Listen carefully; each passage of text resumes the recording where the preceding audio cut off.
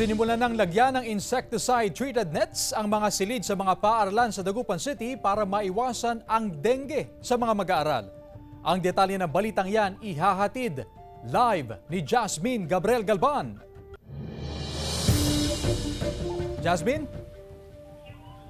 Chris, tuloy-tuloy pa rin ang isinasagawa ng DepEd na anti-dengue programs and interventions sa iba't ibang mga paaralan dito sa lungsod ng Dagupan. Tuloy-tuloy ang anti-dengue campaign ng DOH katuwang ang DepEd. Sa Dagupan City, sinimulan ang paglalagay ng insecticide-treated nets sa mga paaralan. Lahat ng silid-aralan ng kindergarten sa West Central Elementary School 1 nilagyan ng insecticide-treated nets. Napakahalaga ito dahil hindi makapasok at protected yung mga mag-aaral natin. Mahalaga po yung mga ganito. Para yung mga bata, sila, apektado.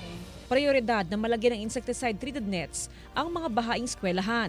Gumagawa rin ng paraan ng bawat pamuno ng mga paaralan para maprotektahan ang kanilang mga mag-aaral kontra dengue. Namahagi na rin ng insecticide-treated nets ang Center for Health Development Region 1 sa iba't ibang probinsya. At ang isang directive po natin ay i-install yon doon sa ating mga eskwelahan, sa mga classroom po natin, no? Para maiwasan natin or mapatay po yung mga yung mga lamok na may dengue. Sa datos ng CHD1, umabot na sa 94 ang dengue cases sa Dagupan City. Simula January hanggang July 2024, isa rito ang nasawi. Mas mataas ito ng 70.9% kumpara sa datos sa parehong panahon noong nakaraang taon na 55 cases.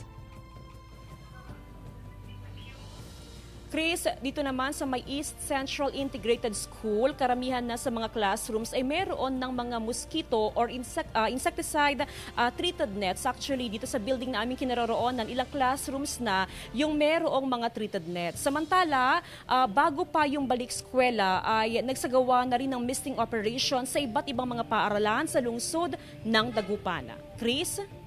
Maraming salamat, Jasmine Gabriel Galban.